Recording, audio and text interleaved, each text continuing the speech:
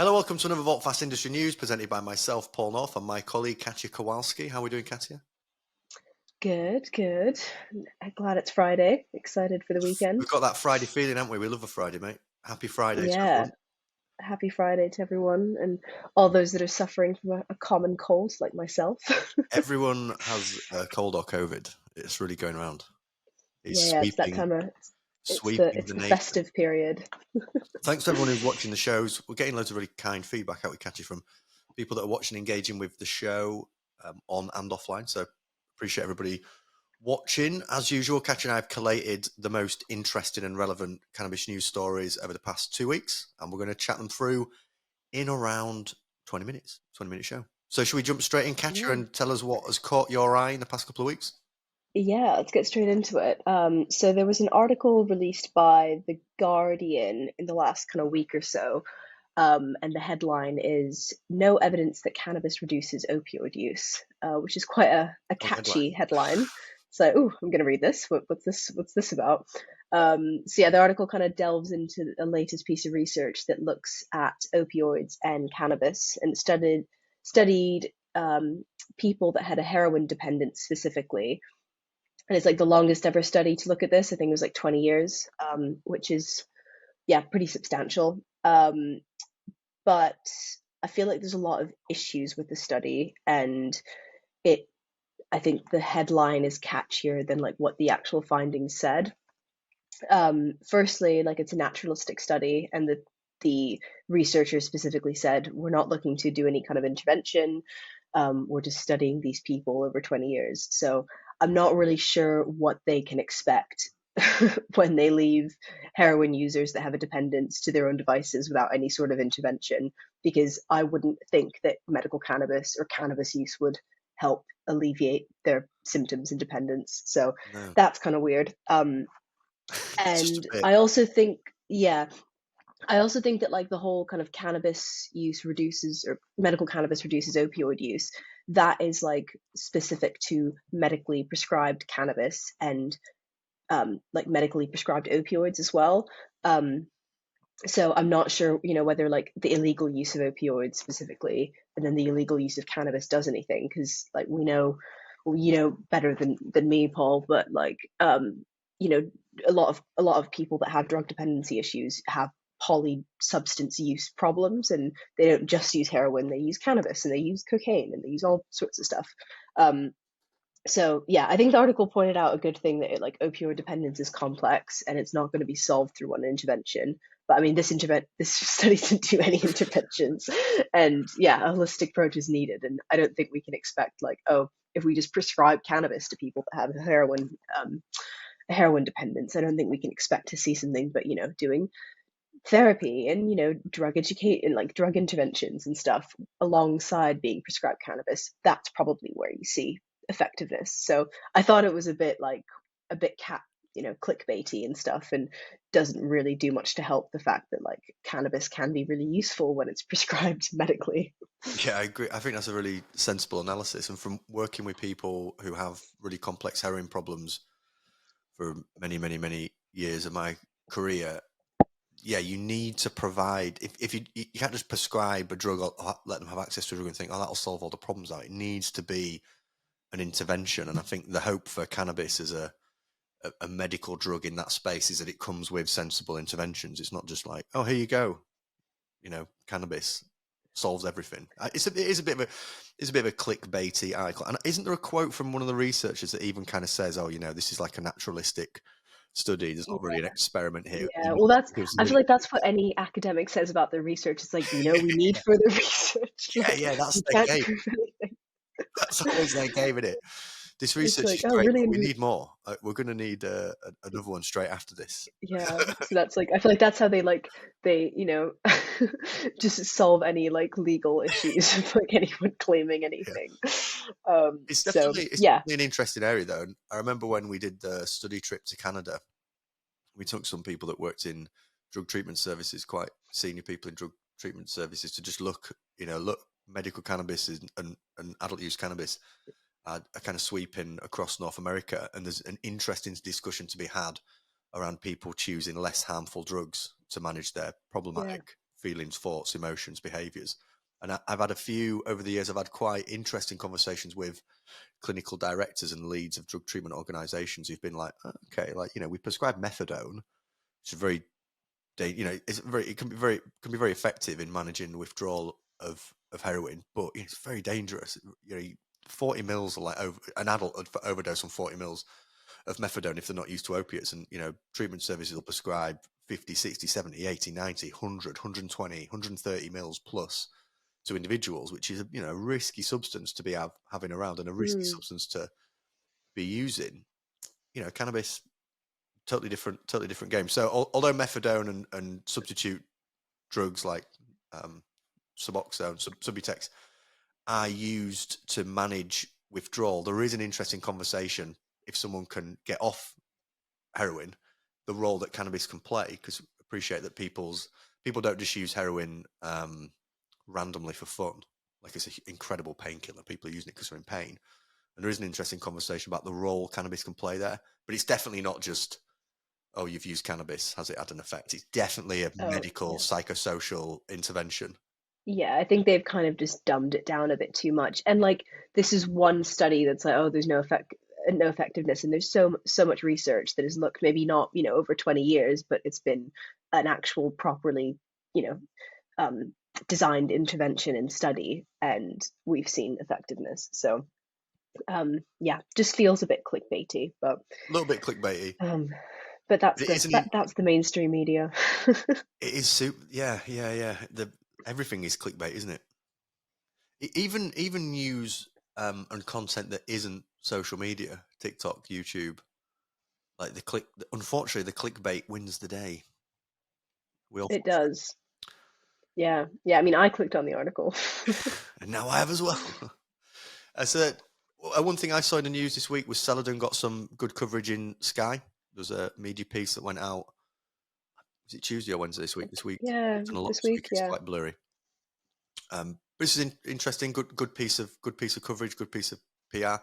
Sky always do a really good job of getting in and exploring the subject. We've worked with Sky, haven't we, loads over the years. Lots of people there that we speak to frequently, and they do a good job. The sensible organisation that look into an issue. There's definitely because I think Medica got some good coverage as well on Talk TV. Yeah. So they're doing a good job. These companies are doing a great job of like increasing awareness, of getting out there, of getting mainstream media. It's really cool. Good to see, because me and you talk a lot, don't we, about one of those barrier number one on that podcast we did ages ago that we talk about a lot. Barrier number one was awareness. So anything that increases knowledge there is good.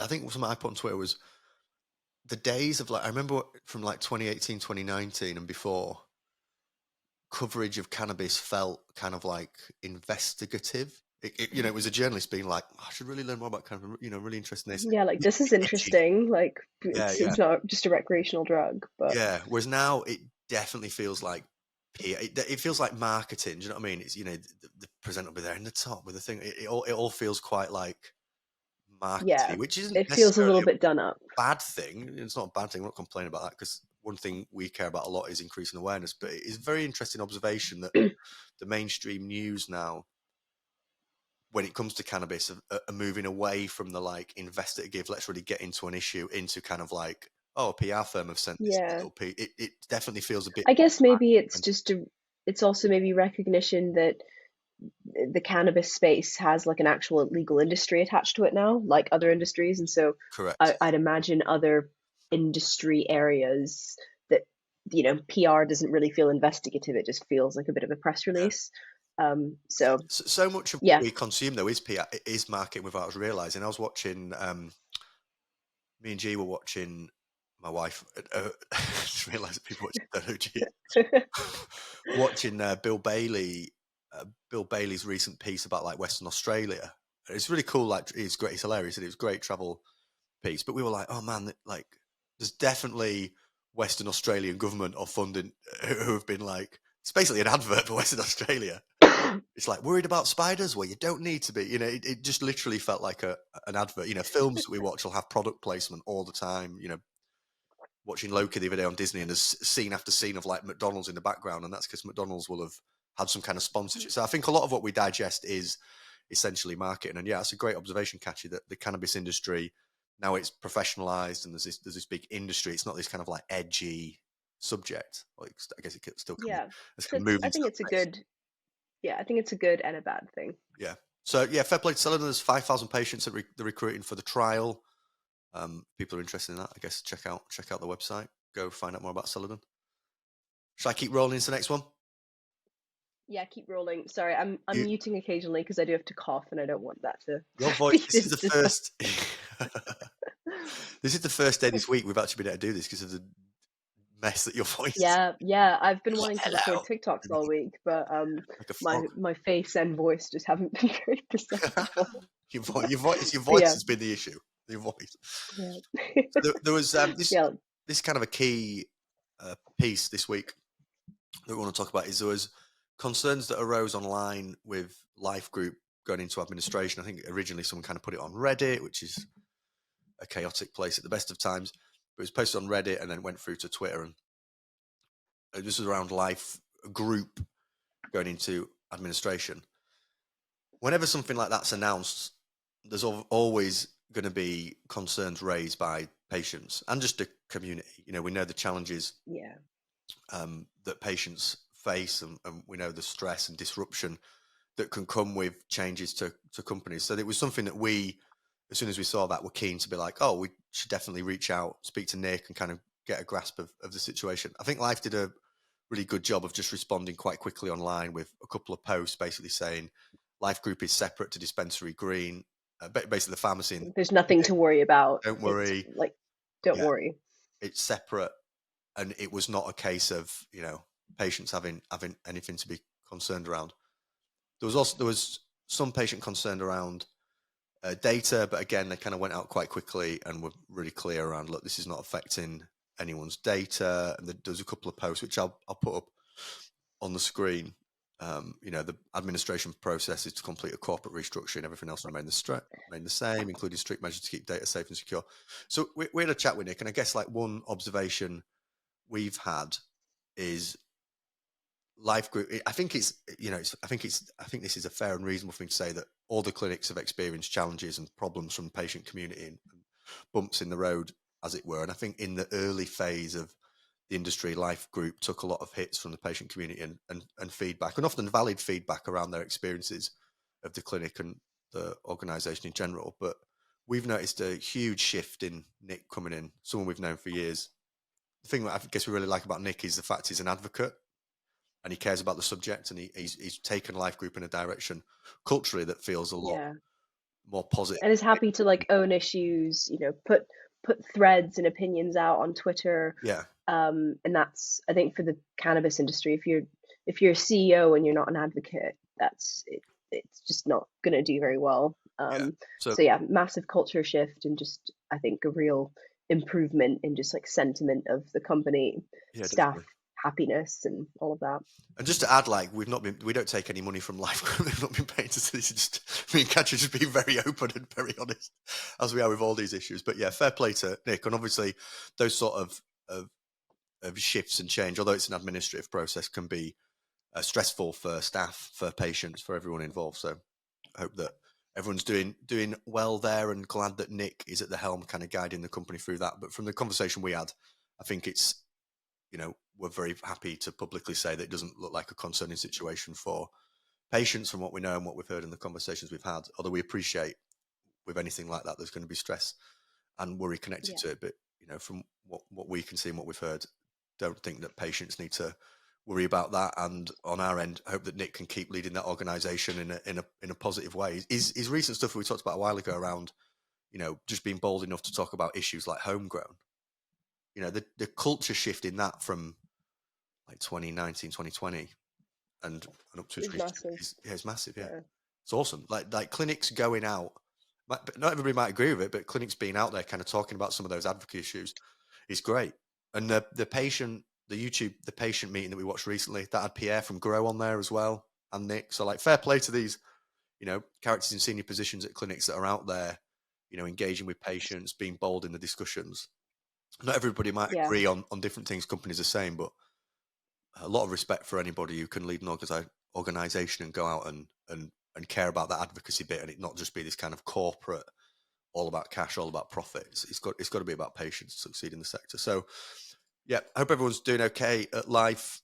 Fair play to the honesty and transparency around responding to those concerns, and we'll keep an eye on it.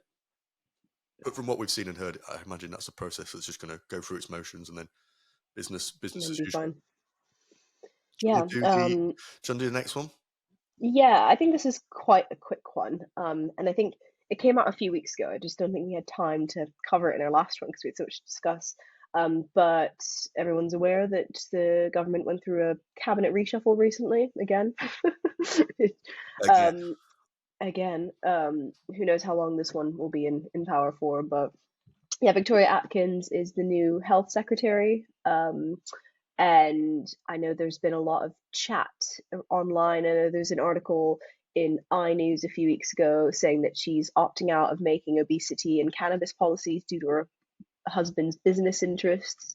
And yeah, people have gone quite vocal about this online, sharing frustration around government being corrupt and cannabis not being on the agenda and all of this, which I share those like frustrations too. But I feel like we've chatted about this before, but like I feel like this is probably a good thing. Like if a minister has conflicts of interest and has shares in companies, or her husband has shares in companies, you probably would want them to stay away from those issues because of the bias. Because yeah, so yeah, Wouldn't I it be agree that it's worse? Wouldn't annoying. it be worse if she was like, "Yeah, I'm really going to be engaged in this issue. I'm really going to go in on it." You'd be like, "Whoa, whoa, whoa, whoa, whoa! Stay Yeah, it's away." like so yeah, I agree that it's annoying that we have a health minister who can't actually really comment on medical cannabis. So in any debate now, it's just like a random minister is going to be sent in her place. So yeah, maybe they should have thought that through when they chose Victoria Atkins as the new health secretary. But I feel like from a conflict of interest perspective, it's nice to see that government are Yeah, picking that's up good on this business to know. bias. Yeah, So yeah. I just see that as like, if anything, good practice. If you had business interests in yeah, an area that you don't go near it. And also, we know Victoria Atkins' position on this. She has been in these ministerial positions before. She was I think she was a drugs minister previously. It's not, none of it's good. Like she's not exactly a good advocate.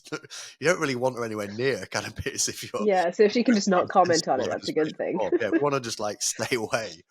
And I also think with this story, like, at what point do we just wait for a Labour government and stop the kind of like expectation? Yeah, it's like, is there a point in engaging them? Because like we've engaged ministers and then they've gotten replaced, and it's Yeah, like, okay, I'm great, just going to go on a all rant. that hard work. Just going on a rant. We can edit it out if I go too far. But like, they're genuinely one of the most for a party that is meant to have an element of libertarianism and freedom associated with it, the most illiberal version of the Conservatives ever seen. They're banning smoking. What on earth? Like, their policies and engagement with anything drug related, policy related, is absolutely abysmal. Banned nitrous oxide, despite recommendations from the ACMD. Like, the party is going nowhere when it comes to anything drug policy related. I think the best hope anyone who cares about this subject, whether it be It's medical just labor. or recreational, is wait for what looks like a Labour government. And I'm not even Labour have got huge issues as well. I'm not convinced about Labour being progressive under Starmer and some of the stuff that But West it's just like a clean slate, like a new new new path. people. Yeah, yeah, because this lot are, the only time they've ever been good is in 2018, and I think any prime minister would have wilted under the pressure of those campaigns. There was no Yeah, way around that. And look at reform that occurs around the world in medical cannabis. It's always the same formula. It's just kind of what played out here.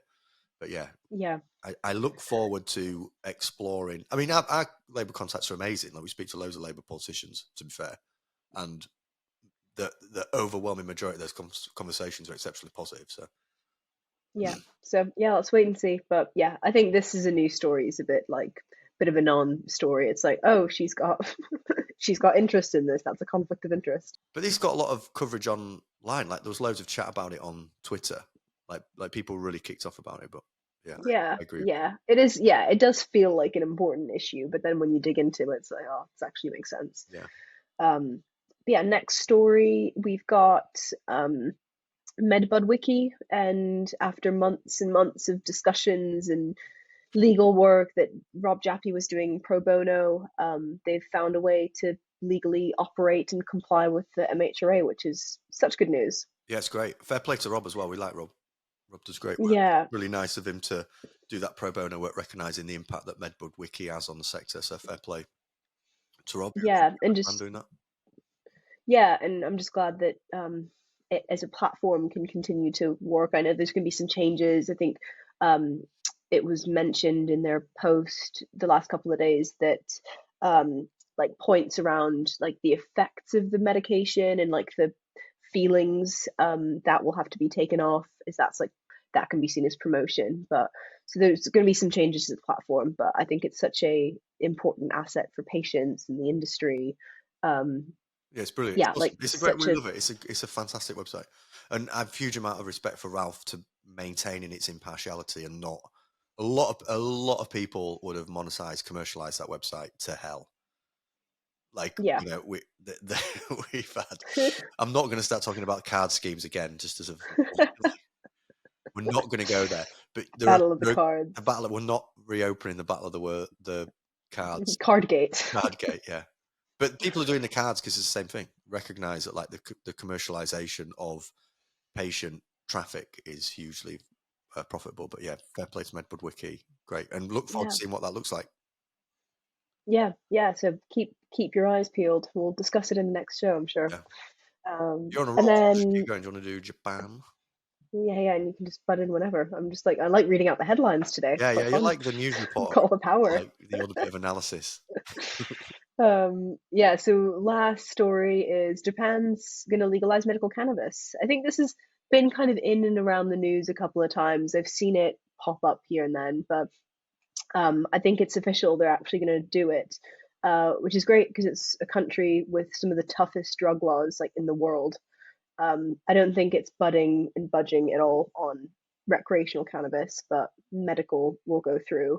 So yeah, it'll be interesting to see how the policies recommend like implemented and everything, because obviously they've I think their arrests for cannabis use are like really high. So if they have any issues like the UK, I can imagine that like change from illegal to legal will be quite difficult.